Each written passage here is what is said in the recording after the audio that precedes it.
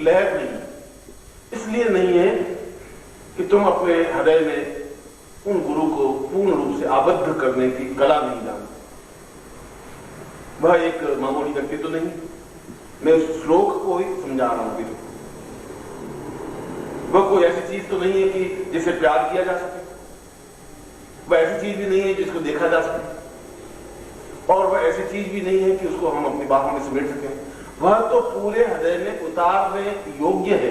प्राणों को देखा नहीं जा सकता, किसी ने भी प्राण देखे नहीं, प्राण तत्व को देखा नहीं गया, प्राण तत्व को सूंघा भी नहीं गया, प्राण तत्व को स्पर्श भी नहीं किया गया, मगर उसका मूल्य और महत्व हमें मालूम है कि बिना प्राण तत्व के जीवन स्पंदन युक्त नहीं होता है, वह शमशान युक्त होता है।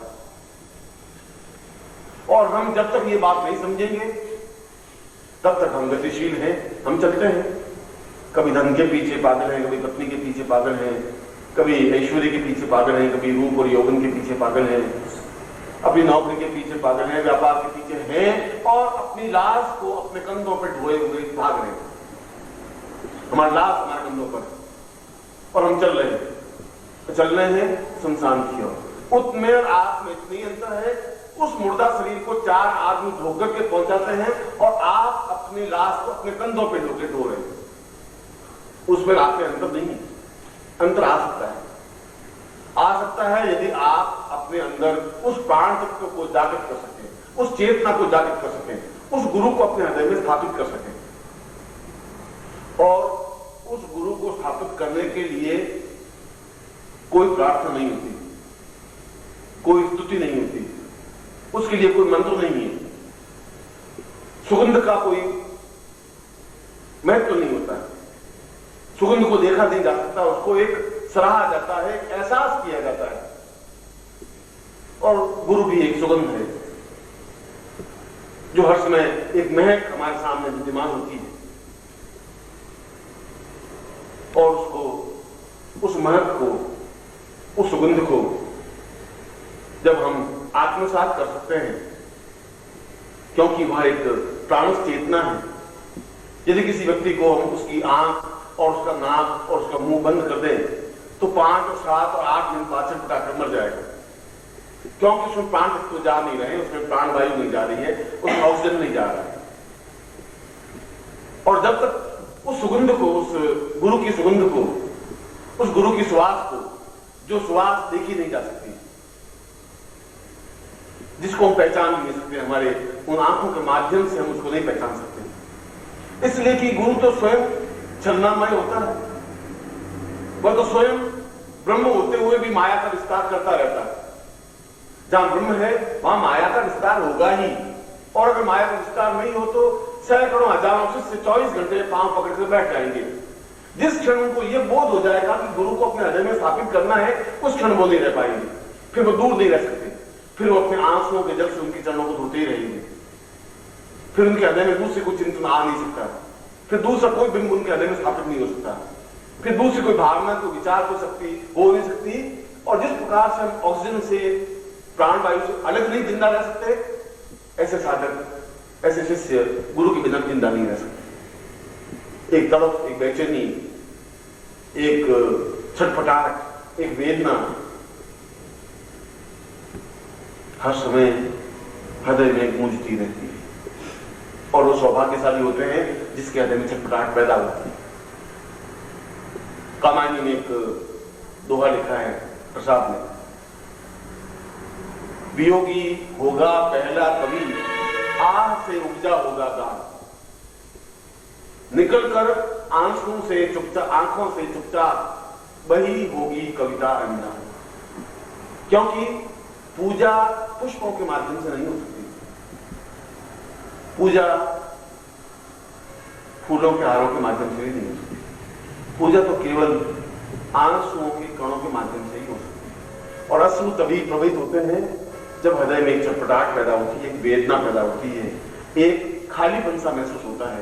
ऐसा लगता है कि कोई सुगंध आई और पास में से निकल गई, प्राणों में नहीं भरी गई। और जब तक वह सुगंध प्राणों में भरी नहीं जाएगी, जब तक हम अपनी बाहों में सुगंध को आत्मसात नहीं कर सकेंगे, तब तक जीवन का आनंद भी नहीं ले सकेंगे। जिंदा तो रहेंगे और जिंदा आप सब हैं,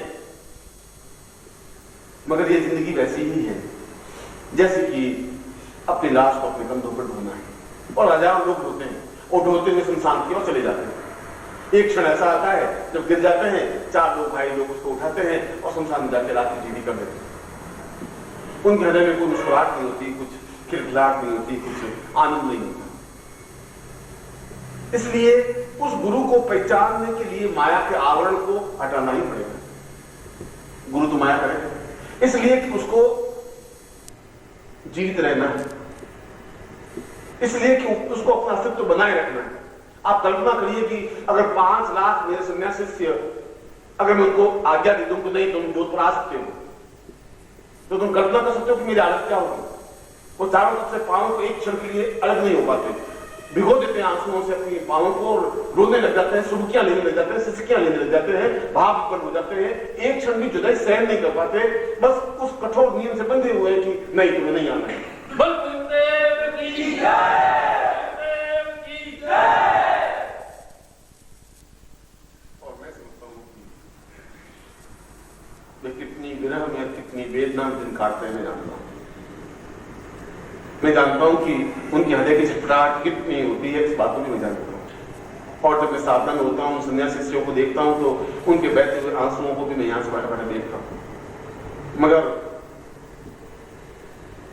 मुझे उनके सामने कठोर रहना ही पड़ेगा, क्योंकि मेरा दूसरा कर्तव्य एक गृहस्थ शिष्यों के सामने भी है।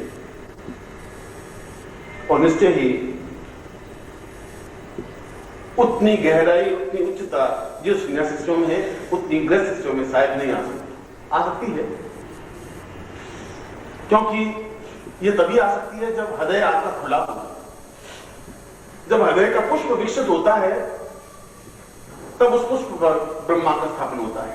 विष्णु की नाभि से कमल निकला, कमल विकसित हुआ और उसमें ब्रह्मा स्थापित हुए। और गुरु को साक्षात ब्रह्मा का है, गुरु ब्रह्मा, गुरु विष्णु, गुरुदेव। और तुम्हारा हृदय का कमल विकसित होगा तभी तो गुरु स्थापित हो पाएगा। तुम्हारे हृदय के दरवाजे खुले ही नहीं होंगे तो गुरु कहां से आएंगे। तुम्हारे हृदय का कमल विकसित कर ही नहीं सकते तुम, तो गुरु उसमें कहां स्थापित हो पाएंगे।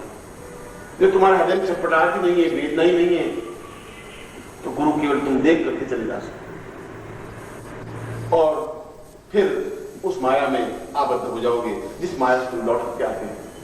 और मैं जानता हूं कि तुम माया में आबद्ध हो जाओगे। और मैं खड़ा खड़ा तुम्हें देखता रहता हूं, इसलिए देखता रहता हूं कि अगर इनको उतनी छटपटाहट, उतनी वेदना हुई तो ये नहीं रह पाएंगे। और मैं तुम्हारे आंसुओं को भी नहीं देख सकता, इसलिए कभी मैं बालकों के साथ बालक की तरह बन जाता हूं, वृद्धों के साथ वृद्ध की तरह बन जाता हूं, शिष्यों के साथ गुरु की तरह बन जाता हूं, मित्रों के साथ मित्र की तरह बन जाता हूं, परिवार के साथ परिवार का स्वजन की तरह बन जाता हूं, और एक पुत्र के साथ पिता की तरह बन जाता हूं। सैकड़ों रूप मुझे धारण करने पड़ते हैं और प्रत्येक एहसास ये करता है कि ये केवल मेरा ही है। आप मेरे किसी पुत्र को पूछ लीजिए, वो कहता है कि सबसे ज्यादा मुझे प्यार करता है। आप मेरे किसी से को पूछ लीजिए, वो कहेगा सबसे ज्यादा प्यार मुझे करता है। मुझे गुरुदेव की जय, गुरुदेव की जय। तो प्यार तो प्रदान नहीं करना, ये तो मैं बांट रहा हूं। ये देने की क्रिया तो मेरी तरफ से है। आपकी तरफ से मुझे क्या मिल रहा है? आपकी तरफ से मुझे मिलने चाहिए एक वेदना, एक उच्छ्वास, एक छटपटाहट, एक बेचैनी, ऐसी बेचैनी कि गुरु के बिना हम रह नहीं सके। और जब मैं इस श्लोक को बोलता हूं तो एकदम से मेरी आंखों में एकदम से बहुत मुश्किल से मैं आंसुओं को रोक पाता हूं। मैं सोचता हूं कि वो क्षण मेरे कितने सार्थक और मूल्यवान होते हैं जब मैं अपने गुरु के सामने बैठा हूं। केवल एक क्षण मेरे जीवन के हैं, बाकी क्षण तो मेरे कर्तव्य के हैं, सन्यासी शिष्यों के लिए भी और गृहस्थ शिष्यों के लिए। अभी मैं पादुका पूजन आपके सामने करवा रहा हूं, 2 घंटे बाद मुझे सन्यासी शिष्यों के बीच में जाना ही पड़ेगा, सूक्ष्म प्राणों के बीच।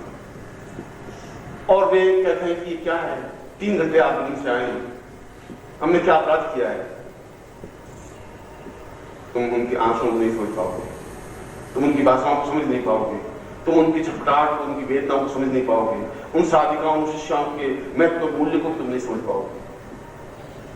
मगर ऐसी तरफ तुम्हें पैदा हो, और ऐसा नहीं होता तब गुरु पादुका पूजन का एक प्रयोग रखा कि तुम अपने घर में और तुम अपने हृदय में गुरु को स्थापित नहीं कर सकते तो तुम से घर में उस गुरु के चरणों को स्थापन करो। शायद इसके द्वारा तुम्हारे गुरु तुम्हारे घर आ सके। कभी यह चरण जाएंगे तो हो सकता है कभी गुरु सशरीर भी आ जाए, इसलिए आगे इन चरणों को भेजा जाता है।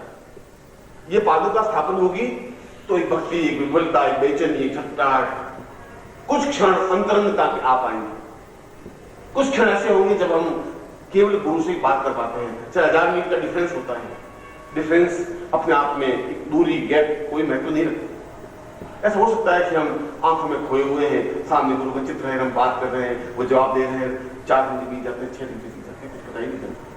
वह जिंदगी का महत्व, तो मूल्य वही है, और उस आनंद की उपलब्धि वही अनुभव कर सकता है जो उस आनंद में जी सकता है। नाली का कीड़ा गुलाब की सुगंध को एहसास नहीं कर सकता। नाली के कीड़े को ये महत्व नहीं है कि गुलाब का पौधा, गुलाब का फूल कितना मूल्यवान है, कितना सुगंधमय है, उस सुगंध को वो एहसास नहीं कर सकता। जो अपनी बाहों में सुगंध को भर सकता है वह सुगंध को एहसास नहीं कर सकता है। और शायद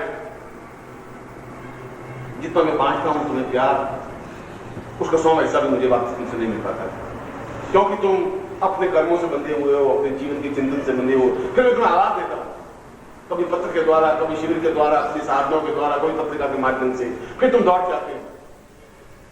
फिर मैं तुम्हें अपने सीने से लगाता हूं, अपने पास बैठाता हूं और जिस प्रकृति के उसी ढंग से तुमसे बात करता हूं, और एक उदास चेहरा तुम लेके आते हो, मैं बहुत मुस्कुराता हुआ चेहरा देखते हुए भेजता हूं, क्योंकि उस क्षणों में कुछ क्षण मेरे सुगंधमय क्षण तुम्हारे प्राप्त हो जाते हैं, और उन कुछ क्षणों की वजह से तुम्हारा चेहरा प्रफुल्लित हो जाता है, खिल जाता है, मुस्कुराहट से भर जाता है। ऐसा लगता है कि वो सुगंध हमारे पूरे तन मन में, रोम रोम में भर गई है। अगर इतने क्षणों में इतना मूल्यवान और इतना प्रसन्नता, इतनी आह्लाद, इतनी खुशी और इतनी आनंद तुम्हें प्राप्त हो सकता है, तो एक हृदय में स्थापन करने के बाद तुम्हारा जीवन कितना बदल जाएगा, कितना आनंद में अपने आप में भीग जाओगे, अपने आप में कितने भाग्यवान हो जाओगे, तुम्हारा स्तर कितना ऊंचा उठ जाएगा, तुम्हें कल्पना कर सकते। इसीलिए गुरु पादुका पूजन का एक दिवस रखा, इसलिए कि तुम में शायद क्षमता नहीं हो गुरु को अपने घर में बुलाने की, क्योंकि वह गुरु अगर तुम्हारे घर में आया ही नहीं तो वह घर ही शमशान है जहां तुम रहते, क्योंकि तुम्हारा अंतिम गंतव्य शमशान है। और मैं तुम्हें कहता हूं कि वो रास्ता तुम्हारा नहीं है, शमशान की ओर जाने का रास्ता नहीं है, अमृत की ओर जाने का रास्ता है, प्राणों की ओर जाने का रास्ता है, जिंदगी की धड़कनों को सुनने का रास्ता है, आह्लाद, खुशी और प्रसन्नता का रास्ता है। और मैं प्रत्येक को प्रसन्नता, खुशियां ही बांटता हूं और बदले तुम्हारी पीड़ाएं झेलता हूं, तुम्हारी परेशानियां झेलता हूं, तुम्हारे दुखों को सुनता हूं, तुम्हारे दर्द को एहसास करता हूं और अपनी तरफ से खुशियां तुम्हें बांटता हूं। ये देने और लेने की क्रिया है। तुम मुझे देते हो अपनी परेशानियां, अपनी बाधाएं, अपने कष्ट, अपनी चिंताएं, अपनी समस्याएं, और मैं उनको जैसे भगवान शिव उस जहर को गला पर पीकर के कंठ में बैठे रहे, मैं तुम्हारे उन सारे दर्दों को बैठा बैठा पीता रहता हूं और अपनी तरफ से तुम्हें प्रेम, आनंद, खुशी और तपस्या के अंश प्रवाह करता रहता। इसलिए कि तुम मेरे हो, इसलिए कि तुम मेरे प्राणों की एक धड़कन हो, एक चेतना हो, मेरे प्राणों का स्पंदन हो। मगर प्राणों का स्पंदन होना अलग है, अपने शरीर में उन प्राणों को स्थापित करना बिल्कुल एक अलग चीज है। ये गुरु पादुका पूजन का मतलब ही है कि आज तुम पादुकाओं को ले जाकर अपने घर में स्थापित कर सको और उस क्षण की इंतजार कर सको, उस क्षण की प्रतीक्षा कर सको, उस प्रतीक्षा को अपने पास बुला सको कि गुरु तुम्हारे घर आए, तुम्हारा आतिथ्य स्वीकार करे, सब शरीर तुम्हारे घर में हो। ओम परम तत्वाय नारायणाय गुरुभ्यो नमः। ओम ह्रीं मम प्राण देह रोम प्रतिरोम चैतन्य जाग्रय ह्रीं ओम नमः। ओम भूर्भुवः स्वः तत्सवितुर्वरेण्यं भर्गो देवस्य धीमहि धियो यो नः प्रचोदयात्।